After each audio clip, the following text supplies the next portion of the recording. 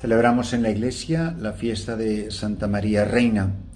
este misterio precioso que conmemoramos en el Santo Rosario, en el quinto misterio de Gloria, que es la lógica consecuencia de la gran solemnidad que la semana pasada celebrábamos en la Asunción de la Santísima Virgen María en cuerpo y alma a los cielos. Ella que ha sufrido con Cristo, ella que ha sido corredentora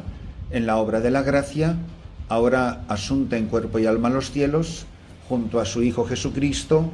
reina y ejerce esta realeza, sobre todo en su papel de madre, en su misión de madre, su virginidad intacta, que es lo que está en la fuente y en el origen de su maternidad divina y de su maternidad humana, porque también es madre de toda la humanidad. Ella nos fue dada al pie de la cruz de su Hijo. Y no puedo pensar que pueda haber palabras más maravillosas para explicar este misterio que el famosísimo capítulo 8 de la Constitución dogmática sobre la Iglesia, Lumen Gentium. Como bien sabéis, el Concilio Vaticano II dedicó un capítulo antológico precioso. Yo creo que es la síntesis más bonita de Mariología que yo haya leído jamás y estudiado nunca, sobre la Santísima Virgen María y de su misión y de su participación en la obra de la redención, sobre su persona y sobre la misión confiada en la historia de la salvación por las tres personas divinas. Dice así, entre otros, el número 53 de Lumen Gentium. Efectivamente, la Virgen María, que al anuncio del ángel recibió al Verbo de Dios en su alma y en su cuerpo, y dio la vida al mundo, es reconocida y venerada como verdadera Madre de Dios y del Redentor. Redimida de modo eminente en previsión de los méritos de su Hijo y unida a Él con un vínculo estrecho e indisoluble, está enriquecida con la suma prerrogativa y dignidad de ser la Madre de Dios Hijo, y por eso hija predilecta del Padre y sagrario del Espíritu Santo. Con el don de una gracia tan extraordinaria, aventaja con creces a todas las otras criaturas celestes y terrenas, pero a la vez está unida a la estirpe de Adán, con todos los hombres que necesitan de la salvación. Y no solo eso, sino que es verdadera madre de los miembros de Cristo por haber cooperado con su amor a que naciesen en la Iglesia los fieles, que son miembros de aquella cabeza. Por ese motivo, es también proclamada como miembro excelentísimo y enteramente singular de la Iglesia,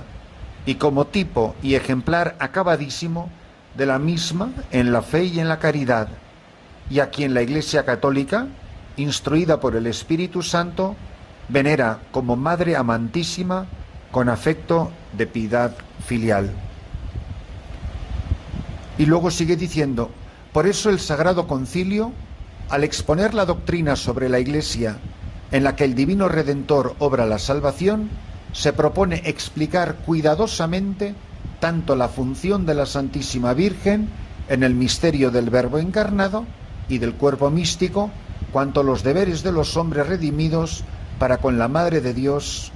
Madre de Cristo y Madre de los hombres, especialmente de los fieles, sin tener la intención de proponer una doctrina completa sobre María, ni resolver las cuestiones que aún no han dilucidado plenamente la investigación de los teólogos. Así pues, siguen conservando sus derechos las opiniones de las escuelas católicas, se proponen libremente acerca de aquella que después de Cristo ocupa en la Santa Iglesia el lugar más alto y a la vez más próximo a nosotros. Otro párrafo que quiero compartir con vosotros es donde dice: pero el Padre de la Misericordia quiso que precediera la encarnación la aceptación de la Madre predestinada, para que de esta manera, así como la mujer contribuyó a la muerte, también la mujer contribuyese a la vida, lo cual se cumple de modo eminentísimo en la Madre de Jesús, por haber dado al mundo la vida misma, que renueva todas las cosas, y por haber sido adornada por Dios con los dones dignos de un oficio tan grande, por lo que nada tiene de extraño que entre los santos padres prevaleciera la costumbre de llamar a la Madre de Dios totalmente santa e inmune de toda mancha de pecado, como plasmada y hecha una nueva criatura por el Espíritu Santo. Enriquecida desde el primer instante de su concepción con el resplandor de una santidad enteramente singular, la Virgen Nazarena, por orden de Dios, es saludada por el ángel de la Anunciación como llena de gracia. A la vez que ella responde al mensajero celestial: «He aquí la esclava del Señor, hágase en mí según tu palabra». Esta unión de madre e hijo en la obra de la salvación se manifiesta desde el momento de la concepción virginal de Cristo hasta su muerte. En primer lugar, cuando María, poniéndose con presteza en camino para visitar a Isabel, fue proclamada por esta bienaventurada a causa de su fe en la salvación prometida, a la vez que el precursor saltó de gozo en el seno de su madre. Y en el nacimiento, cuando la Madre de Dios, llena de gozo, presentó a los pastores y a los magos a su hijo primogénito, que lejos de menoscabar, consagró su integridad virginal, y cuando hecha la ofrenda propia de los pobres, lo presentó al Señor en el templo, y oyó profetizar a Simeón que el hijo sería signo de contradicción, y que una espada atravesaría el alma de la madre, para que se descubran los pensamientos de muchos corazones. Después de haber perdido al niño Jesús y haberlo buscado con angustia, sus padres lo encontraron en el templo. Fijaros cómo aparece preciosísimamente explicada la relación que hay entre la Santísima Virgen María y la Iglesia. Nunca podemos perder de vista que ella es el prototipo, que ella es el paradigma, y que ella es a quien toda la Iglesia contempla como el prototipo hacia el que tiende toda la obra de la santificación de los hombres. Ella colabora en la santificación de todos los hombres, y por eso es tan importante que nosotros la contemplemos, la invoquemos, porque cuando la Iglesia toda, la Iglesia de todos los tiempos, la del cielo, la de la tierra, incluso la del purgatorio, mira a María, uno comprende el plan de Dios para la Iglesia. Ella es la síntesis perfecta, definitiva y acabada del plan de Dios para con todos nosotros. Por eso es importantísimo recordar cómo la Iglesia, contemplando su profunda santidad e imitando su caridad, cumpliendo fielmente la voluntad del Padre, se hace también madre mediante la palabra de Dios aceptada con fidelidad. Es decir, cuando la Iglesia imita a María, es cuando ella es plenamente fiel al plan de Dios. Pues por la predicación y el bautismo, la Iglesia engendra a una vida nueva e inmortal a los hijos concebidos por obra del Espíritu Santo y nacidos de Dios. La Iglesia hace lo mismo que hace la Santísima Virgen María, y es igualmente virgen, que guarda pura e íntegramente la fe prometida al esposo, y a imitación de la Madre de su Señor, por la virtud del Espíritu Santo, conserva virginalmente una fe íntegra, una esperanza sólida y una caridad sincera. Por eso, mientras la Iglesia ha alcanzado en la Santísima Virgen la perfección, en virtud de la cual no tiene ni mancha ni arruga,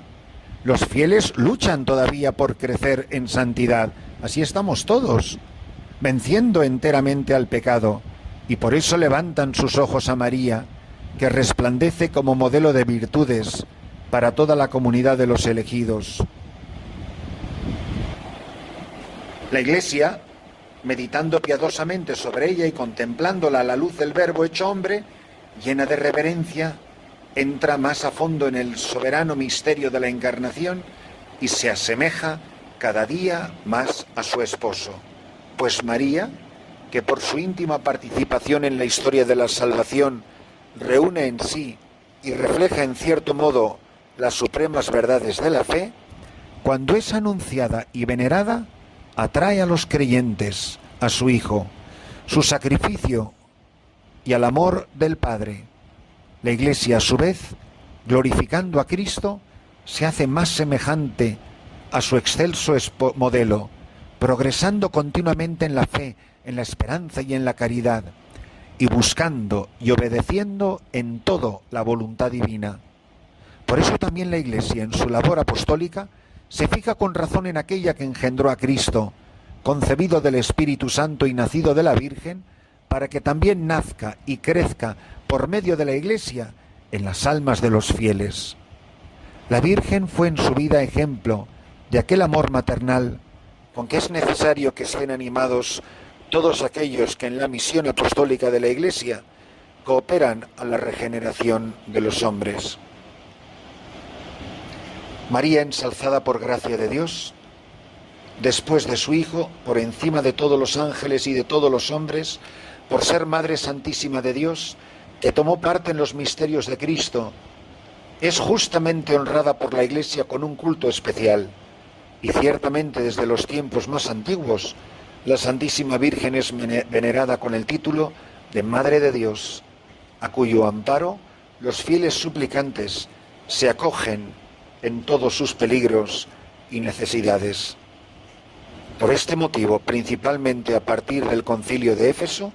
ha crecido maravillosamente el culto del pueblo de Dios hacia María en veneración y amor, en la invocación e imitación, de acuerdo con sus proféticas palabras: todas las generaciones me llamarán bienaventurada, porque ha hecho maravillas en mí el poderoso. Qué maravilla, queridos hermanos, si en este día nos ponemos de rodillas humildemente, adoramos a Dios que hace tales obras de misericordia en sus pobres criaturas, en aquella que se llama a sí misma la esclava del Señor, porque mirándola a ella entiendo la Iglesia, mirándola a ella me entiendo a mí. Qué bien lo decía Santa Teresa del Niño Jesús, esa gran carmelita descalza del siglo XIX y proclamada por la Iglesia patrona de las misiones y doctora de la Iglesia. Decía: la Santísima Virgen María es madre y reina, pero mucho más madre que reina. Dicho de otra manera muy sencilla, la realeza de María, para María ser reina significa ejercer su labor de madre virginal, porque precisamente es la obra del Espíritu Santo en ella la que fecunda su virginidad, no sólo sin destruirla, sino perfeccionando, glorificando esta virginidad del cuerpo y del corazón. Benditos nosotros hoy, si la sabemos mirar, si la sabemos invocar, reina y madre, pero mucho más madre que reina.